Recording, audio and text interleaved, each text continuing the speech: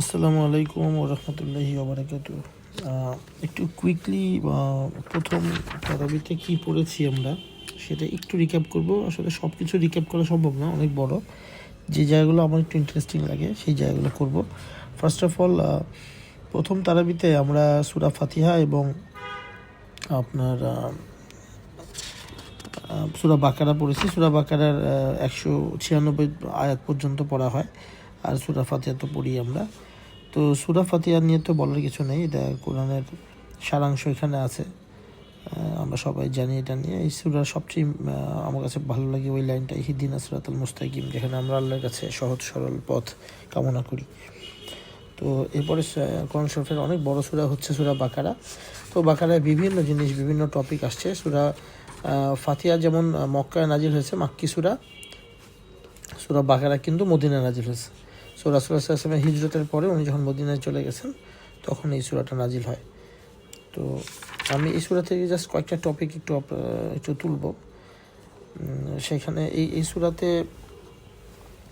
এই আদম আলাইহিস সালামের বেহেশত থেকে পৃথিবীতে আসার ঘটনাটা সবিস্তারে বলা আছে। এখানে যখন আল্লাহ আদম আলাইহিস সালামকে তৈরি করার কথা বললেন, তখন ফেরেশতাদেরকে ডেকে বলেছিলেন যে আমি আমার এক প্রতিনিধি তৈরি করতে যাচ্ছি। তখন ফেরেশতারা বলে যে আবার কাকে তৈরি করবেন, তারা অশান্তি করবে, রক্তপাত ঘটাবে, আমরা তো সারাক্ষণ আপনার ইবাদত করতেছি। তখন আল্লাহ বলেন যে আমি যা জানি তোমরা তা জানো না। এবং তখন তিনি আদম আলাইহিস সালামকে তৈরি করেন এবং তার সকল সৃষ্টির নাম শিখিয়ে দেন, এবং তা দেখে ফেরেশতারা অবাক হয়। এবং পরে ফেরেশতাদেরকে ইনক্লুডিং ইবলিসকে আল্লাহ পাক আদমকে সেজদা করতে বলেন, এবং তারপরে ইবলিস তখন করে না। এই সময় ইবলিস ইগোর জন্য করে না, এবং সেই ইবলিস থেকে শয়তানে পরিণত হয়। পরবর্তীতে আদম আলাইহিস সালাম এবং হাওয়াকে ওনার বেঁচে থাকাকালীন অবস্থায় একটা গাছের কাছে যাওয়া মানা ছিল, আপনারা সবাই জানেন। ওই কাছে যাওয়ার পরে তাদেরকে পৃথিবীতে পাঠিয়ে দেওয়া হয়। এই সময় ইবলিসকেও পৃথিবীতে পাঠিয়ে দেওয়া হয়, কিন্তু আদম আলাইহিস সালাম মাপ চেয়ে নেন এবং আল্লাহর কাছে ওই বিখ্যাত দোয়াটা শিখে নেন, রব্বানা যালামনা আনফুসানা ওয়া ইল্লাম তাগফির লানা ওয়া তারহামনা লানাকুনান্না মিনাল খাসিরিন। এই দোয়া শিখে উনি আল্লাহর কাছে মাপ চেয়ে নেন, কিন্তু ইবলিস কিন্তু তার ইগো ধরে রাখে। এই ঘটনাটা খুব ফেমাস, আমরা জানি। এই সূরাতে মুসা আলাইহিস সালামের অনেক ডিটেলস ঘটনা বর্ণনা করা হয়েছে। আমরা সবাই জানি ফেরাউনের ঘটনা, তো আমি আর বললাম না।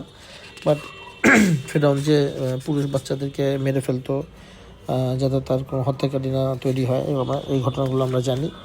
এবং নীল হ্রদ আলাদা হয়ে গিয়েছিল, তার মধ্যে মুসা আলাইহিস সালামের কওম পার হয়ে গিয়েছিল, কিন্তু ফেরাউন পার হতে পারেনি, সেই ঘটনাটাও এখানে আসছে। তো এরপরে যখন পার হয়ে যাওয়ার পরে মুসা আলাইহিস সালামের কওম তাদেরকে খাওয়া দাওয়ার জন্য তাদের মান্না সালোয়া বলে দুটা খাবারের বেস্ত থেকে এসে পড়তো গাছের উপরে, তারা খেতেন। সেটার ঘটনা এখানে বলা আছে। এবং আরও বলা আছে যে তাদের পানি তৃষ্ণা নিবারণে মুসা আলাইহিস সালাম লাঠি দিয়ে পাথরে আঘাত করলে প্রায় 12টা, ওখানে 12টা গোত্র ছিল ওদের, 12টা গোত্রের জন্য 12টা আলাদা ঝর্ণা সৃষ্টি হয়। এই সব আল্লাহ তাদেরকে দিয়েছিল। কিন্তু পরবর্তীতে মুসা আলাইহিস সালামের কওমের মধ্যে একজন মানুষ খুন হলে এদের মধ্যে যুদ্ধ লেগে যাওয়ার মতো অবস্থায়, গৃহযুদ্ধ লেগে যাওয়ার মতো অবস্থায় কে মেরেছে এটা বার করা যাচ্ছিল না। তখন মুসা আলাইহিস সালাম কাছে সবাই আসে, আল্লাহর সাহায্য চায়। আল্লাহ সাহায্য চাইলে একটা হলুদ কালারের, সুন্দর গোল্ডেন কালারের একটা গাভী, যেটা খুব বয়সও না আবার একদম কচিও না, এরকম একটা গাভী আল্লাহ পাক মুসা আলাইহিস সালামের মাধ্যমে এদেরকে খুঁজে বার করতে বলেন। এই যে গাভীর কথাটা, এই গাভীটা থেকেই সূরা বাকারার নাম আসছে, বাকারা। এরপরে এই গাভীটা খুঁজে পাওয়া যায়, তো এই গাভীটাকে জবাই করা হয়, এবং তারপরে এখান থেকে এক টুকরো মাংস যে মানুষ মারা গিয়েছে তার গায়ের ওপর রাখলে সেই মানুষ মৃত থেকে উঠে, আল্লাহর কুদরত আর কি, মৃত থেকে উঠে তার খুনির নাম বলে দেয়, এবং এতে ওই আল্লাহর মধ্যে যেটা সবাই দেখতে পায়। তারপর টাইম টু টাইম বনি ইসরাইল বলা হয়, হচ্ছে এই মুসা আলাইহিস সালামের কওমকেও বনি ইসরাইল বলা হয়। তো তারা টাইম টু টাইম অনেক সময় তারা এই চোখের সামনে মুজিজা দেখেও তারা আসলে আবার গুমরাহির পথে গেছে। এই সূরাতে শেষে মাঝামাঝিতে এসে আল্লাহ রাসূলকে কে বা কারা একটু এই বা ওই বলে সম্বোধন করলে আল্লাহ রাসূল কোরআন শরীফে আয়াত নাজিল করেন এবং নবীদেরকে ধৃষ্টতার সাথে সম্বোধন না করতে বলেন। এই টপিকটা আমার কাছে মনে হয় আমরা এখনও বুঝতে পারি, আমরা ইমামদের সাথে কীরকম বিহেভিয়ার করি, কীরকম করা উচিত, আমাদের এটা মাথায় রাখতে পারি। এই সূরাতে এর পরবর্তীতে ইব্রাহিম আলাইহিস সালামের টপিক আসছে। আমরা সবাই জানি ইব্রাহিম আলাইহিস সালাম এবং ইসমাইল আলাইহিস সালাম তারা দুজন মিলে কাবা ঘর নির্মাণ করেন, এবং কাবা ঘর নির্মাণ করার পরে ইব্রাহিম আলাইহিস সালাম হাত তুলে আল্লাহর কাছে দোয়া করেন, এই মক্কার জন্য দোয়া করেন যে মক্কাকে যাতে শান্তির এবং নিরাপত্তা শহর বানিয়ে দেওয়া হয়, এবং এখানকার লোক যেন বারবার আসে, তারা যেন ভালো রিজিক পায়। তো আল্লাহ আবার তার রিপ্লাই বলেন যে আমি সবাইকে রিজিক দিই, এমনকি যারা আমাকে বিশ্বাস করে না আমি তাদেরকেও দুনিয়াতে রিজিক দেবো। এই কথাটা অ্যালার্মিং যে দুনিয়াতে অনেক সময় অনেক মানুষ ভালো থাকে, অনেক কাফিরকে আমরা ভালো থাকতে দেখি। এটা আল্লাহই কোরআন শরীফে বলে রেখেছে যে অনেক কাফিরকে আল্লাহ পাক দুনিয়াতে ভালো জীবন দান করেন, তাদেরকে ভালো রিজিক দান করেন। তো এই সূরা বাকারার এই পর্যায়ে এটা 122 থেকে 129 আয়াতের মধ্যে ইব্রাহিম আলাইহিস সালামের খুব সুন্দর করে তার দোয়া আছে, তার বংশ থেকে যাতে একটা মুসলমান জাতি তৈরি হয়, তারা যাতে সৎ এবং পরম দয়ালু এরকম, মানে তারা যাতে সৎ হয়, এবং আল্লাহর কাছে ইব্রাহিম আলাইহিস সালাম এই ধর্মের আনুষ্ঠানিকতা শিখতে চেয়েছেন। এই দোয়াটা আমরা পড়তে পারি, এটা খুবই সুন্দর একটি দোয়া আছে।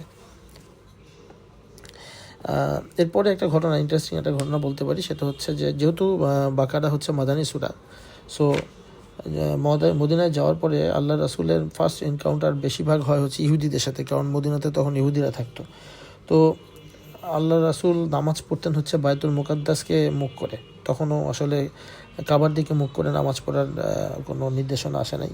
আল্লাহ রাসূল বায়তুল মুকাদ্দাসের দিকে মুখ করে নামাজ পড়তেন। ইহুদিরাও কিন্তু তাদের যে ধর্মকর্ম আছে সেটা বায়তুল মুকাদ্দাসের দিকেই মুখ করে ফেলতো। এরপরে আল্লাহর ওহী নাজিল হয় এবং আল্লাহ পাক বলে যে এখন থেকে তুমি মসজিদুল হারামের দিকে তাকিয়ে নামাজ পড়বে। এটা যেন আল্লাহ রাসূলের জন্য খুব সুবিধা হয়, কারণ আল্লাহ রাসূলের মন পড়ে থাকতো মক্কায়, তার জন্মস্থান মক্কা। এই সূরা বাকারার এই পর্যায়ে ইব্রাহিম আলাইহিস সালামকে নিয়ে যে একটা তর্ক ছিল, ইব্রাহিম আলাইহিস সালামকে নিয়ে আসলে ওই সময় মদিনার খ্রিস্টানরা বলতো উনি ছিলেন খ্রিস্টান, মদিনার ইহুদিরা বলতো তিনি ছিলেন ইহুদি।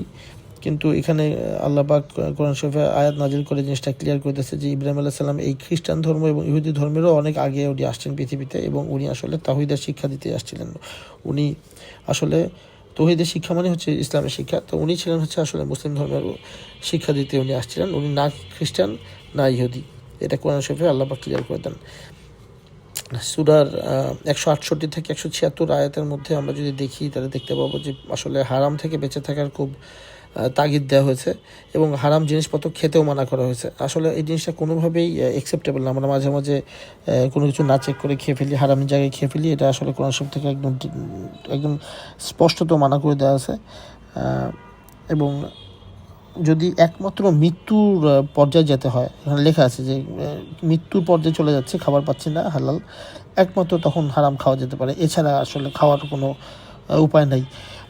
প্লাস হচ্ছে কোরআন শরীফের ক্লিয়ার কাট বাবা দাদাদের যে রীতিনীতি ওটা অনুসরণ না করে কোরআনের যে আয়াত এবং কোরআনের যে নির্দেশ সেটাকে অনুসরণ করতে নির্দেশ দেওয়া হয়েছে। কারণ অনেক সময় বাবা দাদাদের তারাও ডাইভার্টেড হয়ে যেতে পারে, তারা মূল শিক্ষাতে না থাকতে পারে, এই জন্য কোরআনকেই স্ট্যান্ডার্ড হিসেবে ধরে নিয়ে সেটা শিক্ষা নিতে বলা হয়েছে। আর এখানে আরেকটা ইন্টারেস্টিং জিনিস বলা হয়েছে যে পূর্ব বা পশ্চিমে মুখ ফেরানোতে আসলে কোনো লাভ হবে না। এটা মানে বোঝানো হয়েছে যে তুমি নামাজ পড়ে ফাটায় ফেলতে পারো, নামাজ পড়ে কোনো লাভ হবে না। আসলে নামাজের সাথে আগে সেটা হচ্ছে ঈমান থাকতে হবে, আল্লাহর উপর ঈমান থাকতে হবে, আখিরাতে ঈমান থাকতে হবে। ঈমান না থাকলে খালি মুখ ফিরিয়ে নামাজ পড়ানোতে আসলে কোনো লাভ নেই। এই সূরার 183 188 আয়াতের দিকে সেই আমাদের এই রমাদান এই রোজাকে ফরজ করা হয়েছে। এই রোজাকে আগেও অনেক কমের পর ফরজ করা হয়েছিল। এই কয়েকটা টপিক আমি কুইকলি বলে সারলাম। এটা আসলে প্রথম তারাবিতে আমরা এগুলো কভার করেছি। Thank you.